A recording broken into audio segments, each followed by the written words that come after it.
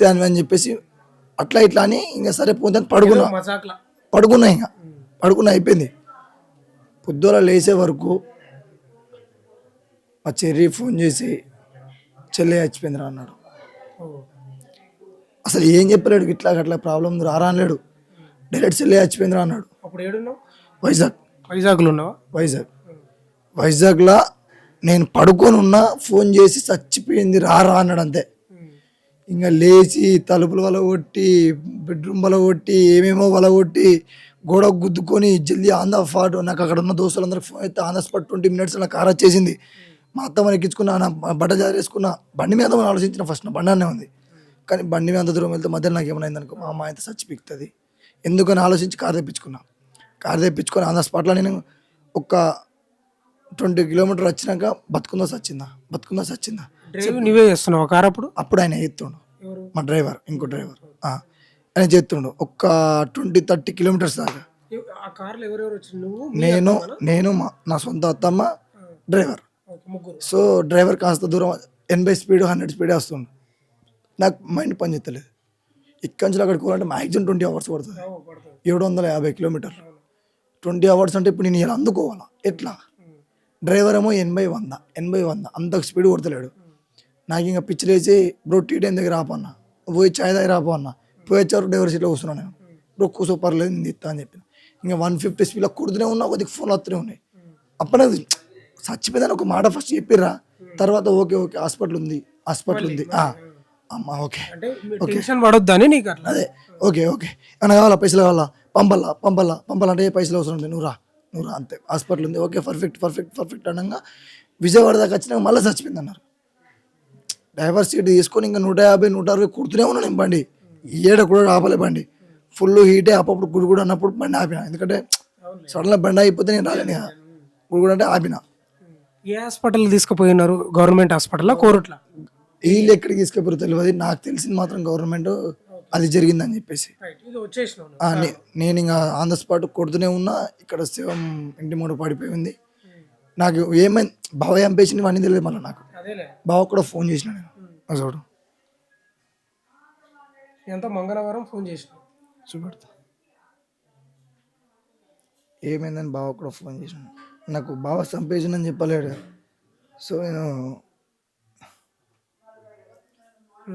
Tuesday మంగళవారం చేసిన 9:19 చేసిన హిస్టరీ. ఏమొచ్చింది ఫోను? కలిసింది అసలు కలలేదు, నెట్వర్క్ కవరేజ్ అని వచ్చింది. ఏమైందబ్బా అని ఇంకా మా నాన్నలోకి ఫోన్ చేసి అడుగుతున్నా, ఎట్లా బ్రో ఏమైంది ఏం కథ అంటే, బావ చంపేసిండు. నాకు గుండె తట్టుకోలేదు, ఇక అయిపోయింది. కారు మొత్తం తుక్కుల పరం చేసిన, నడుపుతూనే ఉన్నా. 2 యాక్సిడెంట్లు అయినాయి. చిన్న వాళ్ళు కింద పడ్డారు. సారీ బ్రో అని చెప్పేసి 500-1000 రూపాయలు తీసి ఇచ్చేసి వెంటనే వెళ్ళిపోయిన. అడిగేది ఆగలే. ఇంకా అన్న ఏమనుకో దండం పెడతాను, చచ్చిపోయిందంట అన్న ఏడ్చుకుంటా ఇంకా కొట్టేసిన బండి. ఇక్కడికి వచ్చి చూసేవారికి అంటే 7 తెలియదు ఏమైందంటే గిట్ల సంగతి అని చెప్పేసి అన్నారు. వాడు నమ్మిచ్చి ఇంత దెబ్బ తీసినందుకు ఆయనకి ఇప్పుడు ఉరి శిక్ష అన్న ఖచ్చితంగా పడాలా. ఇది నేను జోక్ చెప్తలేను, ఉరి శిక్ష పడాలా. సీఎంఆ పిఎంఆ డిఎస్పీ బిఎస్పీ నాకు సంబంధం లేదు, ఉరి శిక్ష పడాలా. లేదనుకో వాడు జైల్లోకి పోయిండా, తిరిగి వచ్చిండా, నా చేతులతో నేను నడి తువ్వల కోసి చంపేస్తా. ఇది మాత్రం నిజమన్న. నడి తువ్వల నేను పోయకపోతే నా బతికే వేస్ట్. నువ్వు కూడా అంత కూడా అవుతావు కదా మళ్ళీ. ఇంత అన్న ఏమైతే అన్న సిల్లే పానం అన్న వేసిపోతే నీ అడ్రస్ పెడతానా. నా పానం కంటే చిన్నప్పటి నుంచి ఇట్లా పెంచుకున్నా అన్న నేను. మట్టి అంటే లేదు, మట్టి అట్లా పెంచుకున్నా. కూడా నా చేతి చూపెడితే చేతి అవుతుంది అసుంటోని, అంత మంచి కాపాడుకున్నా. ఇప్పుడు ఎక్కడ ఉన్నాడంట పోలీసులు? వాడు ఇప్పుడు మా ఎగ్జామ్ తెలిసిందైతే నాకు పోలీస్ స్టేషన్ లోపల దాచిపెట్టిర్రు అని తెలిసింది. మా వాళ్ళందరూ పోదామంటే మొత్తం మిలిటరీ చుట్టెత్తారు మమ్మల్ని ఏడికి. అందుకోసమే నాకు పవర్ లేదు, మాట్లాడంత దమ్ము లేదు. ఆడికి పోయినా ఏమన్నా ఉంటే గన్ను పట్టి కాల్ చేయడమా, ఆడి కళ్ళ కనబడితే, లేదంటే సైలెంట్గా ఉండడమా. కత్తి పట్టుకొని లోపలికి వద్దలు తీసేస్తారు. సరే ఆడికి కనబడితే గన్నుతోటి కాల్దామన్నా కానీ ఆడికి కనబడతలేడు. గన్ను తీసుకొని పోయినా ఆడికి. ఇప్పుడు నిన్న రాగానే ఆడ పోతే నాకు తమ్మానికి ఎందుకు తమాస దిగుతున్నాడు, ఇక్కడ పెట్టుకొని పోయినా నేను గన్ను. ఆడ పోయి చూస్తేమో సంతు నువ్వేం ఆవేశపడకు, చట్టం చూసుకుంటుంది. చట్టం ఏం చూస్తా, చట్టం చూసే ఉంటే ఉరి శిక్ష ఇప్పటికీ అయిపోలేగా అన్న. చట్టం అంటే ఇప్పుడు నా చెల్లెని నా పాపని ఫస్ట్ ఒక ప్రెగ్నెన్సీ 3 చంపేసిండు అన్న. ఒక్కరినా ముగ్గురిని చంపేసిండు. అది కూడా నిద్ర లేవ్వక ముందే పొడిచి మరి చంపేసిండు. దానికి దెబ్బ తాకి జ్వరం తాకితే నాకు పానం పోతుంది. కత్తితోటి పొడిచి చంపేసిండంటే అసలు ల్- నా పానం లేదన్న, ఏడుపత్తలేదు, అసలు ఏందో తెలియదు ఇప్పుడు నాకు. అంటే మీ వాడు సావాలన్న, మీ మధ్య ఉన్న బాండింగ్ అది చిన్న.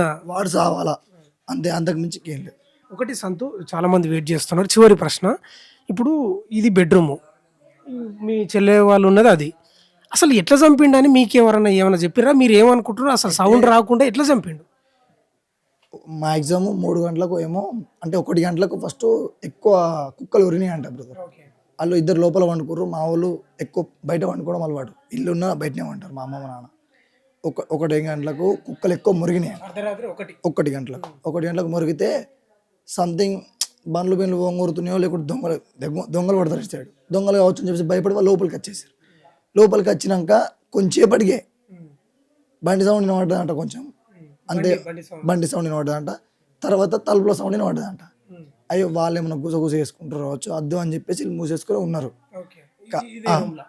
కాసేపటి తర్వాత వాళ్ళు సౌండ్లు వస్తున్నాయంట లోపల. సంథింగ్ అరిచినట్లు ఏం లేదు, డమ్ డుమ్ డమ్ అన్నట్టు వస్తున్నాయంట. ఇప్పుడు ఇట్లా సడిచినప్పుడు సెంప సౌండ్ వస్తుంది చూసినావా, అట్లా కిందికి గుద్దు వస్తుంది చూడు, డమ్ అని అట్లా కిందికి గుద్దేసిండు. కిందికి గుద్దినప్పుడు మా నాన్న అనుమానం వచ్చి, లేదు అదేమో సౌండ్ వేరే వస్తుంది రాని అని మా అమ్మతోటి అన్నాడట. అప్పటికే 3-4 సార్లు అన్నాక మా అమ్మ, వాళ్ళు కొత్తగా పెళ్ళి అయింది, వాళ్ళతో ఎందుకు పెట్టుకుంటున్నావు నువ్వు అంటే, లేదే అదేమో వేరే సౌండ్ వస్తుంది నాకు, లేదు ఇదేమో ఉన్నదే పోదమే అంటే, లేదు నువ్వు పట్టించుకోకు, నువ్వు పడుకో అన్నదంట మా అమ్మ. అప్పుడు ఎంత అవుతుండొచ్చు టైము? Time maximum 1:30, 2. ఇంకా అవి సౌండ్ వస్తూనే ఉన్నాయంట తాపకోసారి. మా నాన్న పైకి పోయి పైన తిరుగుతున్నట. పైన ఎక్కినట్టు స్లో పోయిందంట, అది సౌండ్ వేయకుండా వెళ్ళిపోయాడు. తర్వాత పైన కింద పడుతున్నాడు, డమ్ డమ్ అని. అంటే ఆడు కింద గుర్తునే ఉన్నాడు, ఇంకా తలకే అంతా పలిపోయింది కదా, గుర్తునే ఉన్నాడు.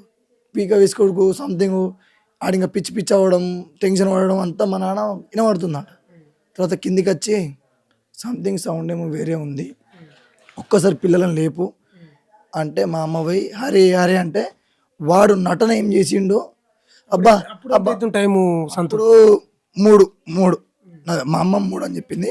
సో 3 గంటలకు సౌండ్ కూడా అమ్మ వయసు అంటే వాడు ఏయ్ వయసు అబ్బా ప్లీజ్ అనుకుంటా సౌండ్ లేచిండట. అయ్యో వీళ్ళు రొమాన్స్ సంథింగ్ ఉంటుంది కదా పిల్ల మొగల్స్, అట్లా చేసుకుంటూ రావచ్చు. మా నాన్నని డైరెక్ట్ మా అమ్మ లంజోడక సిగ్గుమానం ఉందా అని చెప్పేసి అని తోలుకొచ్చిందంట మా నాయన. బిడ్డ గట్ల ఉంటే ఎట్లా పోతున్నారు అంటే, లేదే నా మైండ్కి ఏమో కొడుతుంది, ఇట్లనే తలకే ఒప్పుకుండా మాట్లాడినట. ఇట్లా ఏమైంది అని మళ్ళీ ఒకసారి వేరాట, మళ్ళీ అట్లనే వేసినట సౌండ్.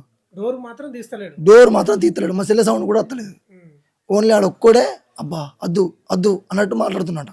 అట్లా మాట్లాడితే మా అమ్మ అమ్మ వీళ్ళతో ఇంత రంభం ఉందని మా నాన్న తీసుకొని తలపేసి పడుకోరట. మళ్ళీ ఎప్పుడు వేసుకుంది వాళ్ళు అదే రోజు కూలర్ లోపలికి తెచ్చుకొని వేసుకొని పడుకోరట. వాడు నైట్కే మళ్ళీ నార్మల్గా చంపలేడు, మత్తు ఇంజక్షన్ సంథింగ్ మత్తు గోలియో ఇచ్చి చంపిండు. అంటే ఆడ అదేమో చేస్తారు కదా హాస్పిటల్లో, అది చేసినప్పుడు తెలిసింది. వాడు చేసి చంపేసి శవంతో తెల్లందాక వండుకొని తెల్లారు లేచి మా అమ్మ వాళ్ళు పోయి గేట్ దగ్గర షాప్లో కూర్చుంటే మా బావ సడన్గా లేచి వీళ్ళు లేచినట్టున్నారని. అప్పుడు ఎంత అవుతుండొచ్చు టైం? మార్నింగ్ 6:37. లేచి తలుపేసేసి ఆ పరద ఉన్నది కదా పైన, దానికి ఉంటుంది, ఆ పరద మూసేసి వెళ్ళిపోయాడు. బయటకు పోయి ఏం తెలియనట్టు బ్రష్ చేసుకొని మా అమ్మ దగ్గరికి వెళ్ళినట్ట. మళ్ళీ మా అమ్మ పక్క పంట నిలబడ్డాడు ఇట్లా అనగా మా అమ్మకు కొంచెం మైండ్లో కొట్టింది ఆ నైట్.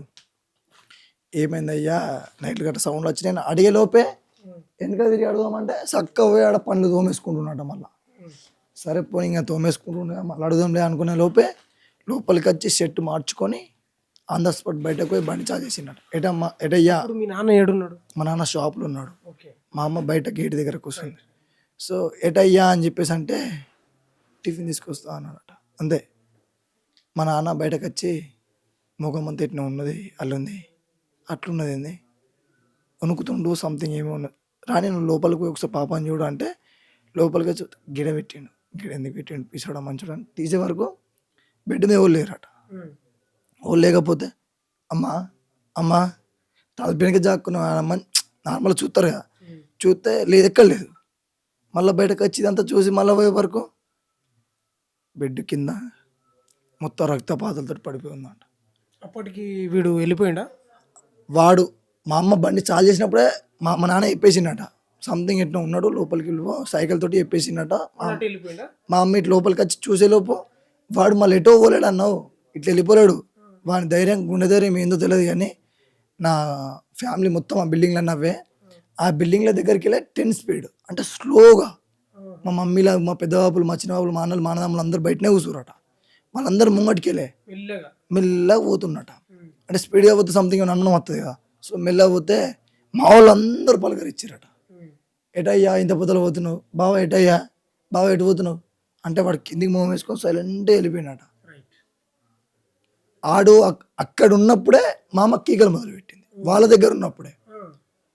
అయితే ఇంటి చుట్టుపక్కల ఉన్న వాళ్ళు ఇక్కడ వచ్చి చూసిర్రు, వెంటనే ఇన్ఫర్మేషన్ అయితే వాడు దొరికిపోతుండే, ఇయ్యలేరు. సో నా బిడ్డ ఫస్ట్ బతకాలని చెప్పేసి ఎక్కడ తట చేసేవరకు అంటే ఆడ వెళ్ళిపోయాడు. ఎక్కడ పోయిండు ఇక?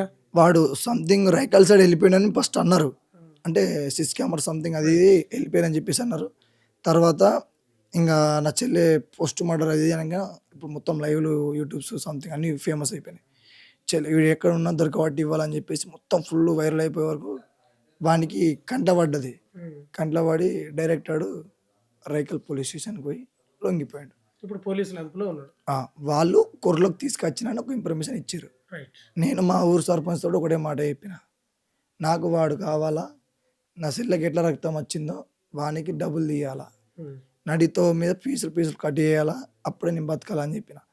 వాళ్ళు ఏమంటారు అంటే ఈ గవర్నమెంట్ రూల్స్ ఎట్లుంటాయంటే మనసులో పడి చచ్చిపోయినా కామన్ 2 నెలలు జైలు నుంచి బయటకు వదిలేస్తారు అంతే. మనసులో నార్మల్ యాక్సిడెంట్ కేసు అంటే ఓడు అనుకొని చేయడన్నా, మర్డర్ కేసులు తల్లితో పాటు పిల్ల ఇద్దరు వెళ్ళిపోయారు. ఏం చేస్తుంది నీ గవర్నమెంట్, ఏం చేస్తుందన్నా?